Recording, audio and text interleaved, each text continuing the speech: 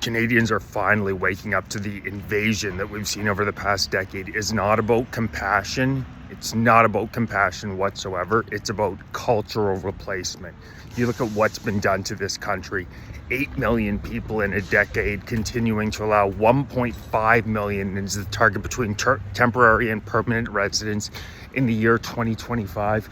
And you look across the Middle East at leaders in the more moderate Middle Eastern countries. They continue to tell us, you do not understand the radicals in these countries. You Western countries do not understand the type of people that you are importing. Yet our leaders say they're the compassionate ones. Directly out of Mark Carney's mouth was Muslim values are Canadian values. It's just a statistics game. It's not a hateful thing to say. It's just a fact. Muslim leader after Muslim leader has stated the exact same thing.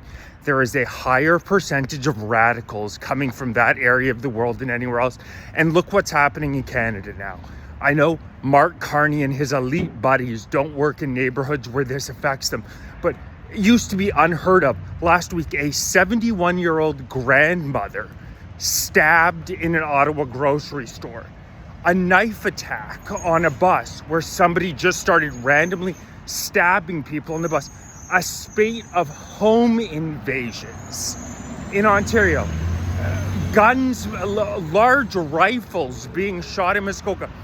Story after story after story of events where, for those of us who have spent our entire lives in Canada, these would be unheard of even a decade ago. It would be a one-off. Potentially once a year you would hear a story like this.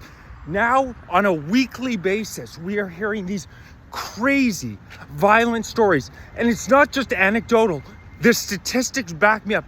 Violent crime rates, go look at a chart of violent crime rates in Canada on a downward trajectory for the entirety of Stephen Harper's time as Prime Minister.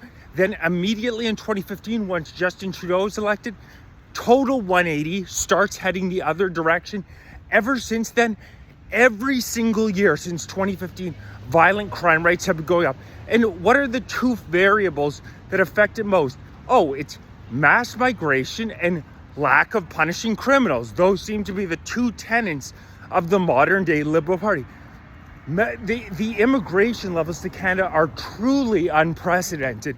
To allow in nearly 20% of your entire country's population in a decade is pure insanity. There is study after study after study indicating that when a society reaches a certain level of heterogeneity, there is less volunteering, less cohesiveness, all these destructive things that happen in your society. And the Liberals must know this, yet they continue to, under the guise of compassion, well, they work on behalf of the WF Davos, these global elite institutions that make money hand over fist.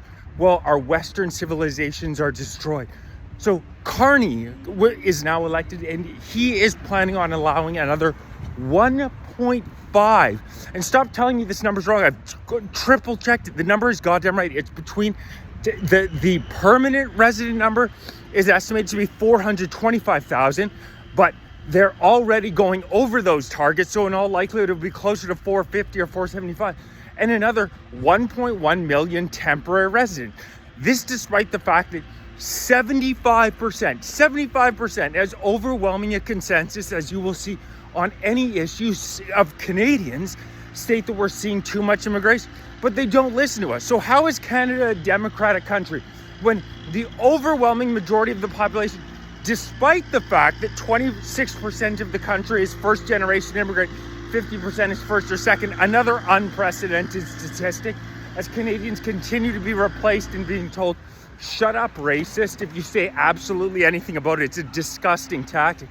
75%, 3 and 4 is overwhelming a consensus as you'll get on any issue, state that we have too much immigration to this country, yet the government continues to allow 1.5 million people in the country. There are 290,000 asylum claimees in 2024.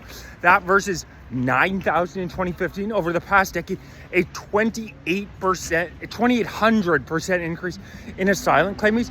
This is cultural. This is intentionally killing the culture of our country. A country as its people, we were perfectly set up in the year 2015. Only 32 million people, the second largest landmass of any country in the world, incredible natural resources, and the speed at which the Liberal Party has destroyed this incredible country is unprecedented. This is going to go in the history books, what the Liberals have done. It's even more extreme than anywhere in Europe, except potential. I mean, the situation in the UK is incredibly similar to what's happening here. But this is going to go down and be studied in the history books for how the hell they have managed to screw this up as badly as they have. And the time to fight back is now. We cannot afford another even 2-3 years of these levels. Those who have lived their entire lives in Canada know how extremely this country has changed. You just have to walk around. Don't let them yell at you racist, xenophobe, all these goddamn names that they're going to say. Anybody who walks around in this country on a day-to-day basis knows how extremely things have changed, and the violent crime rates back up. This is not some surprise as to what's happening. When you live in a country where 70,000 people are now dying on an annual basis who don't have to because our healthcare system is so backed up. You visit an emergency room now in Canada, the average wait is between 12 and 24 hours. We're only projected to build 220,000 houses in the year 2025. This despite the fact we're allowing 1.5 million people in when we already have a housing crisis. The math isn't mathing for me. How exactly does that work? We already have a cost of living crisis, which coincidentally, like so many of the issues we're seeing in this country, started skyrocketing in the year 2015 when Justin Trudeau and his far left woke moron fucking buddies got elected. And the funniest thing is the policies that these guys implement, they don't live in neighborhoods where they have to see it ever. Justin Trudeau, who somehow his net worth went from about 1 million when he got elected to in the hundreds of millions now. These absolute scumbags don't live in neighborhoods where they see any of the effects of their policy.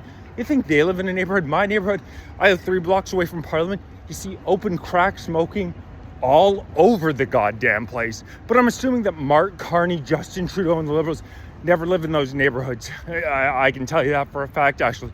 We need an end to immigration now in this country. Sovereignty is a basic tenet of Western civilization. Don't let them call you a racist. Don't let them call you a xenophobe because you have eyes and you can see what is happening in your own country. Rally Saturday, September 13th. Take Canada back. Noon, Parliament Hill. Be there. Message me if you're looking for more information. Thousands of patriotic Canadians out on Parliament Hill. Again, Saturday, September 13th, noon, Parliament Hill. If you're interested in joining my movement, hit join. I'd really appreciate it. Like, subscribe, share. If you're following on TikTok, make sure you're following on YouTube.